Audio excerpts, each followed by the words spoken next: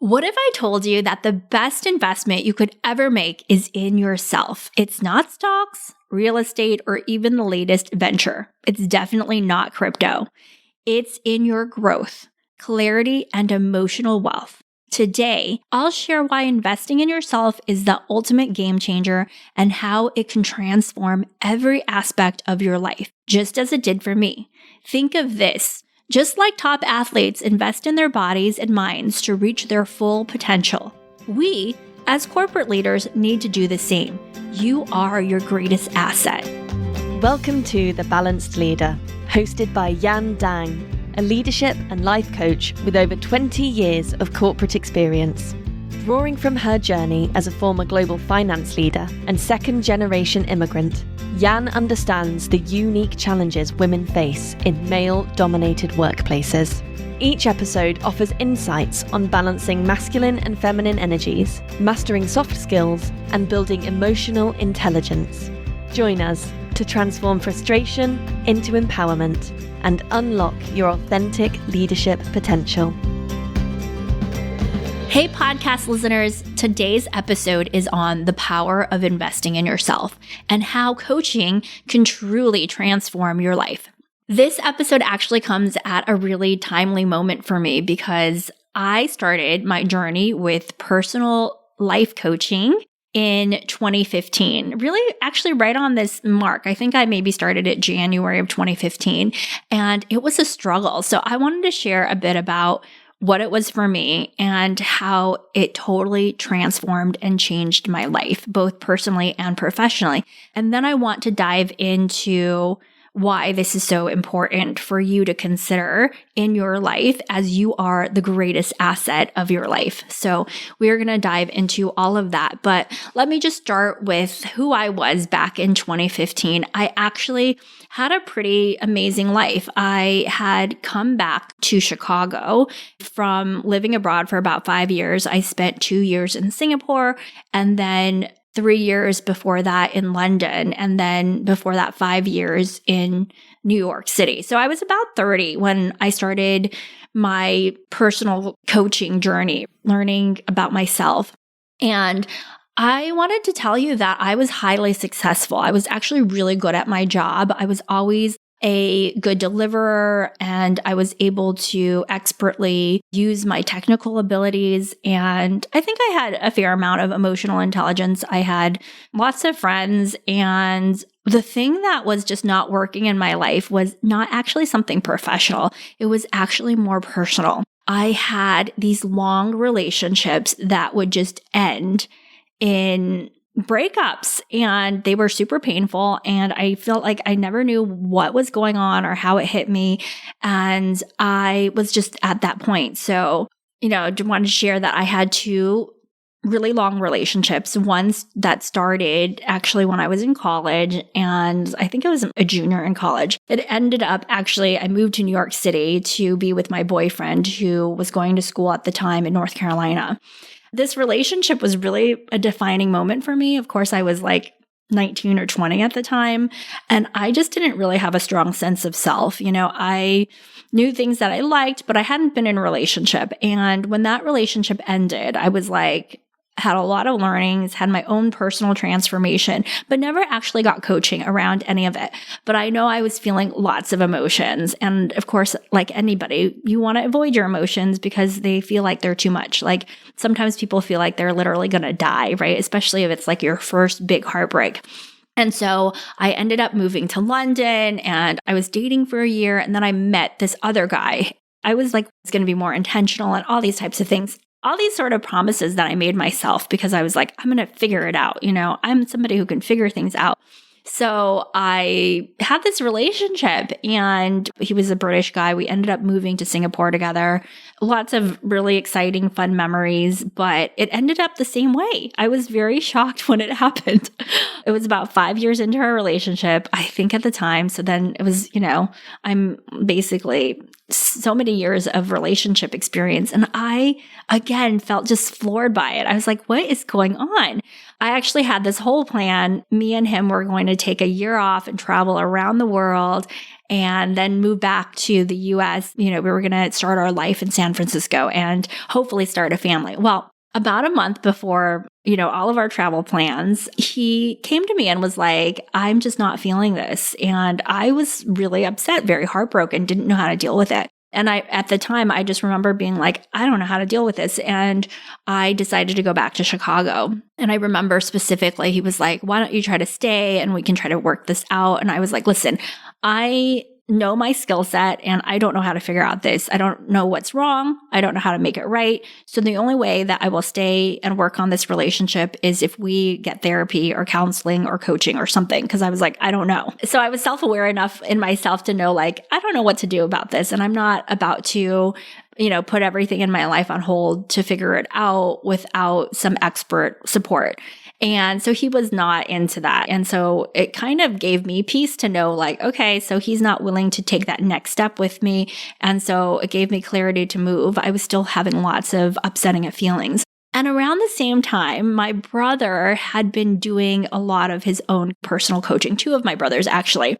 So much so that they were expressing so much emotion in our family, so much anger, so many different ways of being that I was very threatened by it. A lot of our family were threatened by it. It was very disruptive to our family system. But I also realized that through his getting personal coaching, I felt closer to him and he was sharing with me in a much more vulnerable way.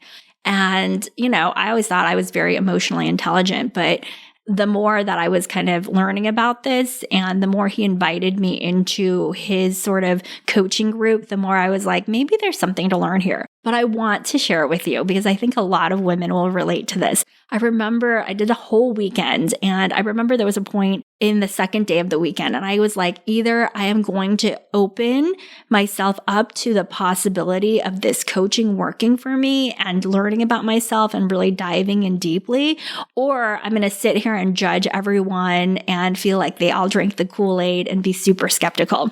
So I just knew like, again, I had enough emotional intelligence to be onto myself and know, wow, I'm really like either in a judgmental mode about all this or I'm really open to learning and expanding and seeing what is possible for me. So I chose to decide to dive into it and really be open to what was possible for me because I knew there were skill sets that I lacked and I had a lot of upsetting experiences that I wanted to change in the future, but I just didn't know how. So I was kind of like, I'm not sure if this is the right answer for me, but I'm willing to try. I am in so much pain that I'm willing to try to figure it out. And what actually happened was I was very skeptical, again, even about making the investment in myself for this, because I was like, I'm not sure if this is going to work. And I remember my brother being like, there was like 4 quarters to this coaching program. And he's like, let me pay for the first quarter for you. Let me do this for you so you can experience this.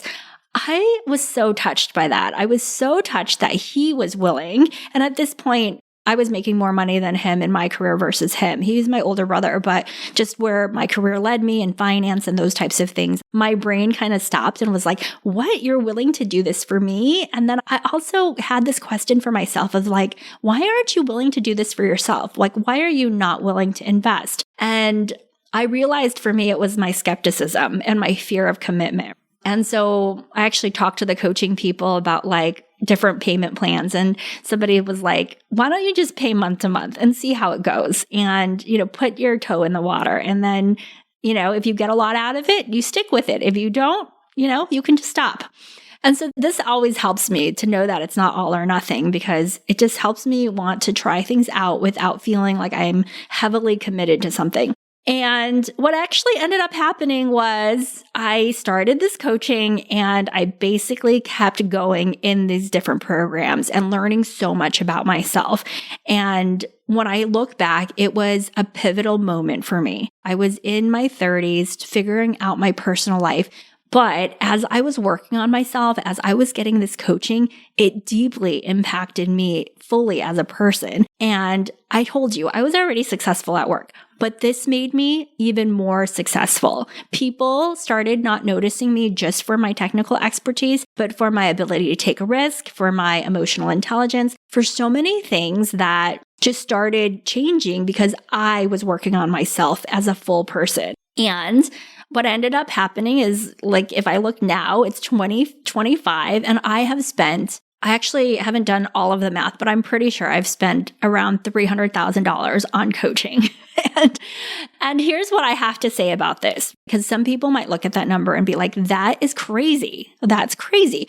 But here's what I want you to consider for yourself, that if you can invest in something that's yourself, that will help you create more possibilities for yourself, that will help you take on more risks, that will give you the emotional resiliency and the emotional wealth to deal with life effectively with mental clarity, and really open up the world of possibilities for yourself and relationships with other people. I want you to ask yourself, why would it not be worth it to invest in yourself in that way? Even dipping your toe in the water. But I want you to notice what might come up for yourself. But this is really what I think is an important question, especially for women in male-dominated spaces, because other people have trainers in their lives. People just don't talk about it. Most CEOs, most leaders, they're going to have a coach. They may have a therapist. They may have a nutritionist. They may have a personal coach. When I think about myself, like all of the things that I've gotten coaching for in my life, I've gotten coaching around myself personally. I've gotten coaching for my business. I've gotten coaching for relationships. I see a couples therapist. Like, I've gotten coaching for so many things, and I love that it gives me the ability to figure out my world, to manage my stress levels, to understand my emotions, and to track more and more of what I want in my life. And it might be a new thing. It's not like my mom, especially being, a child, a second generation immigrant. It's not like anybody in our family had gotten coaching. So it may be highly threatening to the people around you, but this is really about you and self-investment in yourself and self-empowerment. So I want you to consider this as a path to transformation, even just making the decision that you're worthy of this level of investment, because it's about yourself personally, professionally, and emotionally. And when athletes invest in themselves through coaching and training, they unlock new levels of performance, mindset shifts, emotional shifts. But oftentimes we don't see that for ourselves as corporate leaders and being in the world. And we don't see ourselves fully as the asset that we need to protect and that we need to invest in. It actually, the same is true for us in leadership. When we invest in our personal growth, we unlock potential for massive transformations. And there's a ripple effect for that. Investing in yourself positively impacts your relationships, careers, and sense of self-worth. When you're emotionally wealthy and clear-headed, you make better decisions, you handle stress more effectively, and you show up as your best self in every area of your life. It is a ripple effect when you invest in yourself. Everyone around you benefits. And there are powerful stats around this about how personal investment pays off for the future to come for yourself, these long-term statistics. The International Coach Federation, the ICF, reports that 80% of people who invest in coaching report increased self-confidence, and over 70% benefit from improved work performance.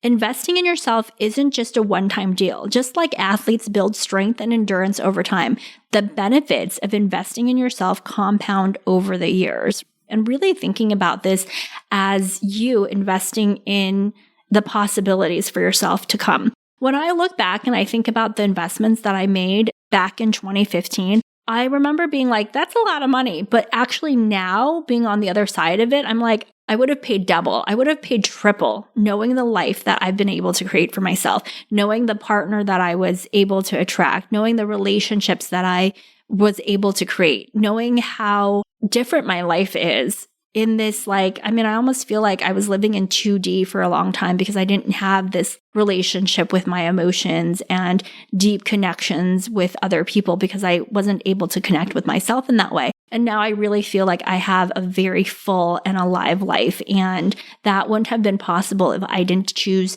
to invest in myself and create, again, more possibilities, more emotional awareness. And I also want to underline why women deserve to invest in themselves. I think there is a lot of chatter, and I would have you think about, women in your life. Have you seen them invest in themselves? If you were like me, again, my mom had 4 kids. My grandma, had more than 10 kids. Like, these women did not invest in themselves. They had to go out in the world and do all these things. Although I do think about my mom, she invested in getting her haircutting license. She always wanted to learn English, so she invested in some of those skill sets. But oftentimes we don't have those types of examples. We usually have, many of us grew up seeing our mothers and role models pour all their energy into others, children, work, partners, often leaving very little for themselves. But what if you rewrite that story? What if we realize that investing in ourselves is the best way to serve those around us? I think most people don't invest in themselves, especially, women, because they feel like they should put other people first. And so then they think this investment in themselves is somehow selfish, irresponsible. They start hesitating. They also fear who they'll become if they start giving themselves these opportunities to see themselves in a bigger light. They worry that people around them won't feel comfortable. But here's the thing, investing in yourself with that ripple effect that we talked about, but it's really about you are showing other people in your life that they can also put themselves first, that you're worthy of growth, transformation, and support. So if you think about it, again, if we think about athletes don't hesitate to invest in their growth. They know they need it. Everybody has one. They have nutritionists, they have mental mindset coaches, they have actual physical coaches. It's essential to how they perform their best. And if you're a woman leader and you are responsible, a lot of the women that I coach, they are actually the breadwinner of their family. They provide all of the financial needs of the family. And so if you think about this, if you are highly stressed and burnt out, you being the asset, right? You're underinvested in yourself. I want you to think about it that way. But the more you invest in yourself, your mindset, your emotional health, the bigger you're going to be able to show up at work. And when that happens, the more opportunities you're going to get, the more promotions you're going to get, and the more you're going to get an income for the rest of your life because you have done this investment.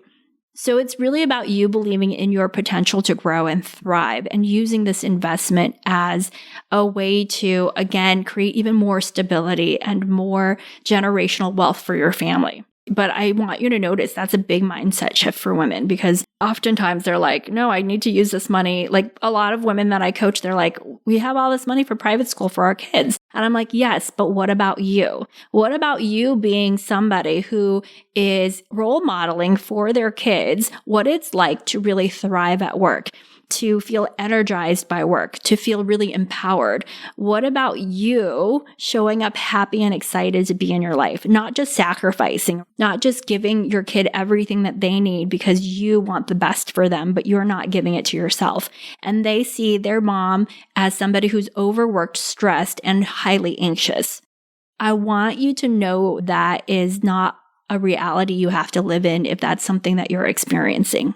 We just want to know, as women leaders and as women who command our money, who take care of the finances of the house, that putting yourself first and investing in yourself is not selfish. It's actually one of the most, and I would actually say it is the most responsible thing you could do in order to have this ripple effect, in order to create more stability for your family. You getting burnt out, you feeling like you have to be in a toxic environment because you have to provide for your family is not good for you and is not going to be good for your family in the long run.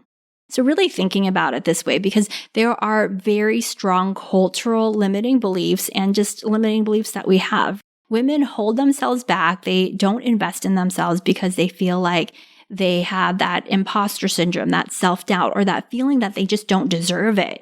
Meanwhile, athletes do it all the time. Meanwhile, CEOs do it and other leaders do it all the time. We often feel we need to prove ourselves before we can invest in our own growth. We set this really high standard for ourselves. But the truth is, investing in yourself is what helps you break through those limiting beliefs and steps into your full power.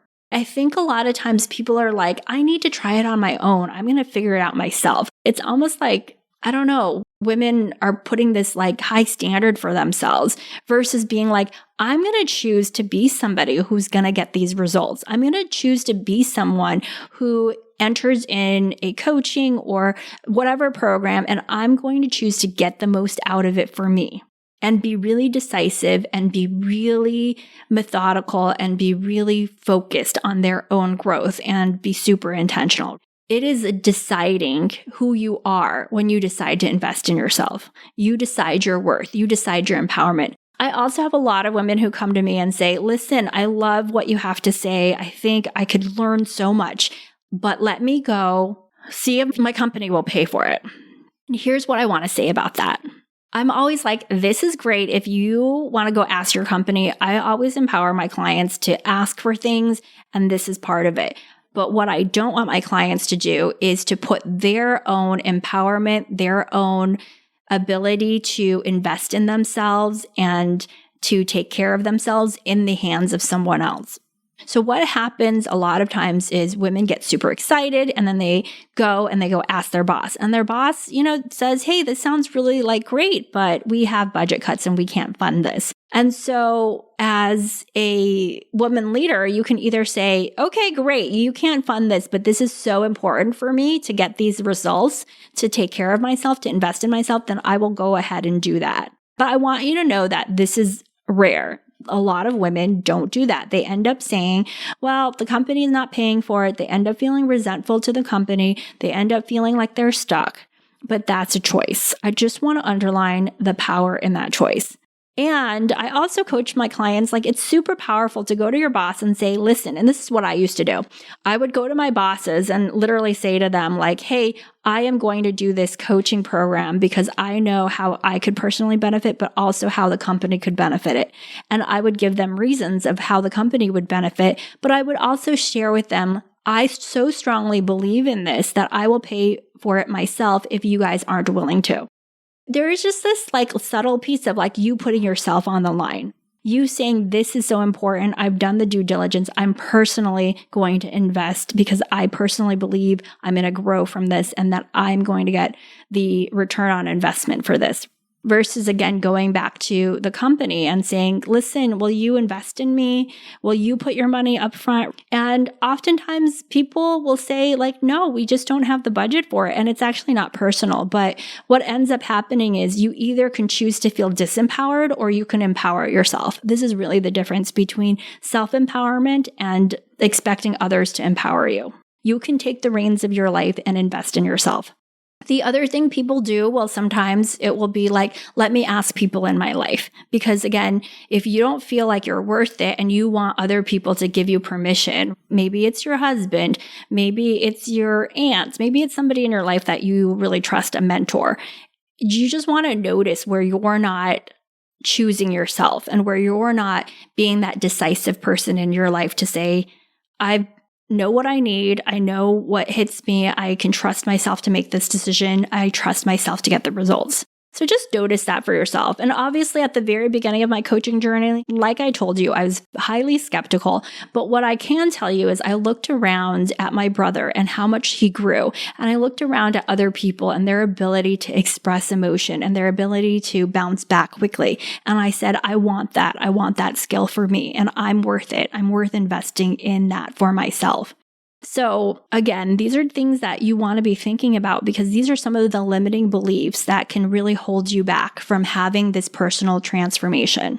And, coaching not only helps you achieve your goals, but it transforms the way you see yourself and the world around you. Coaching doesn't just help you achieve those personal things that you check off of your list. It changes your entire mindset. When I used to be dating, I think my purpose or my goal was always to get married, as if like the marriage was like the end game. Well, listen, I'm married now and I still am getting coaching on how to be married and how to transition from, being single to married to having kids. Like these are all transitions. And they're all challenges that we need to navigate. We have a very complex world. And there is help for us to navigate it with confidence, learning how to trust yourself and how to take control of your life and career and take it in a way that empowers you and gives you more opportunities and the ability to, have whatever you want. And that is just invaluable. So you want to also think about just like athletes have a coach for every area of their life, nutrition, mindset, strategy. We need coaches to help us with emotional, mental, and professional aspects of our lives. You don't have to do it alone. And of course you can choose to do it alone. I'm just telling you that your competition is going to accelerate a lot faster and you may be left behind. You may have the power in yourself to get the support you need to get to that next level, but it will be overcoming these limiting beliefs about whether you're worthy, whether you can trust yourself, whether you're going to get that return on investment. And so I want you to take this seriously for yourself and really think about this of how you've invested in yourself and even how maybe you haven't invested in yourself and you feel some of that regret. So I wanted to share a story about one of my clients who's demonstrating the transformative power of investing in coaching. We've actually been coaching together for 6 months and she wanted to coach together for another 6 months, but her company wasn't willing to pay for it. She is the only financial provider in the family right now. Her husband's going to go back to work shortly as her child gets a little bit older. But right now she's that person and they just bought a house. So there's a lot of money going out, but she was saying that this was important for her. And we had talked about different ways of her funding this. She could, of course, ask her parents. She could, of course, ask her boss again, even though her boss said no the first time. But what we really came down to is what is the most empowered way of moving towards this, right? Of funding this. And she actually came to the decision of, I don't want to ask my parents. They've already had so much power over me, and I don't want to feel like I have to explain myself to them. I'm going to choose to invest in myself. And I'm going to choose to make this decision for me and my family. And just with that decision, she felt a lot of fear. So I want to also share that this isn't easy. She felt some fear, but she also felt super confident and empowered. And, recently what she shared with me is her grandpa passed away. And she was telling me how, as she's looking at his estate and how he left very little for his wife, her grandma. And she talked about how in her family, it is a normal cycle to just deal with the suffering, the pain in the moment and just get through it, versus getting help, strategically planning through things, and really setting yourself up for bigger and bolder things out in the world, better jobs, better opportunities, bigger leadership roles that can actually impact the legacy that she's leaving for her family, shaping the generational wealth that she's going to be able to provide. There's an expansive piece to this. And she was saying how important it was for her to make this decision to invest in herself and to stop just dealing with the suffering and staying in the stuckness of life versus choosing and attracting new opportunities, new possibilities. And I want to leave you with that story because this is really for you. If you're feeling stuck, if you feel like you could have more agency in your life, if you're feeling emotionally burnt out, you can get help. And it is important and imperative for you to get help. I also just talked to somebody who literally is in a job search, and she was telling me how painful her last role was and how her company, how she was treated, and she was so upset about it. And she had all this emotion. And I asked her, when did all this happen? Did this just happen a few months ago? Because the emotions felt so alive, and it seemed like this story had so much control over her. And she literally told me this happened 5 years ago. And I shared with her that There are ways to process this emotion. There are ways to be with this story and reframe it in a way where you feel like you are empowered, where you are attracting more possibilities. And this is an opportunity for you to step into that next level of you. The you that is on the other side of this challenge, the you that has that emotional awareness, the you that is able to overcome this story and not seem like a victim in the story, but actually seem like somebody who is grounded and clear and who made choices and has more choices to make and can be more decisive and has more agency in their life. So I wanted to share that with you because this is really what it looks like to choose to invest in yourself and how that is the first step of the transformation. I want to also share that when I started my own practice, my own business, one of the biggest things that I did, and actually looking back, I'm so proud of myself. I barely made any money as a coach because I was just starting out. But what I decided to do was make a $25,000 investment in myself in a 6-month coaching program. It was more than I had ever invested in myself in a 6-month period. It was even more than my college loans. I had a lot of financial aid. But what it was going to teach me to do was build a multiple 6-figure business. And if I believed in myself and I believed in this process and I could believe in the results that I saw other people get, then I could make this choice to invest in myself. And I was almost saying yes to who I am now. I wouldn't be somebody who has a podcast. I wouldn't be somebody who has a thriving coaching practice if I, 3 years ago didn't say, I'm worth this. I know I can create this. I know these people can help me. I would not have this accelerated amount of growth if I didn't choose to, again, invest in my greatest asset, which is me. And all of the ways that my choice to create this business has impacted my lifestyle, how I raise my kids, how I support my husband, this all has that impact. But again, it starts with you believing in that future version of yourself that has overcome whatever challenge you face. It's the you that has the skill sets that you so desire. I want to leave you with this thought that you have the power to transform your whole life, which will create a ripple effect for the world around you, for everyone around you. Lastly, by focusing on the why behind investing in yourself and framing it as essential and an empowering decision, this can really support you to feel inspired and compelled to make this investment, take that step forward, and to decide you are worth it. All right. So that's today's call. I want you to just take a moment and think about the ways you've invested in yourself in the past, the commitment that you made for yourself and your growth. And just like an athlete, if you were to take your leadership, your life, and give yourself coaching, what are those things that you would desire to have? What are those pieces that could really support you in the here and now to be who you want to be in the future? All right. So that is today's episode, the power of investing in yourself and making that pivotal choice for you, the greatest asset in your life. All right. That is today's episode. I will see you next week. Take good care. Hey, podcast listeners, are you having a really hard time dealing with conflict at work? I have an exclusive training just for you. Are you tired of being sidelined by office politics or second-guessing yourself in tough conversations? It's time to reclaim your authority. In my exclusive training, Navigate Conflict Confidently, I'll share my proven strategies to help you show up with confidence and lead through conflict with power. If you're ready to step into your full leadership potential as a high-achieving woman, don't miss this high-impact training. Join me on Friday, March 28th at 12 p.m. Eastern Standard Time.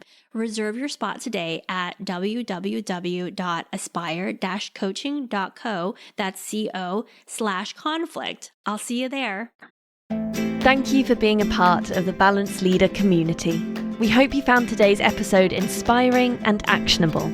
For more resources and to connect with Jan, visit us at aspire-coaching.co.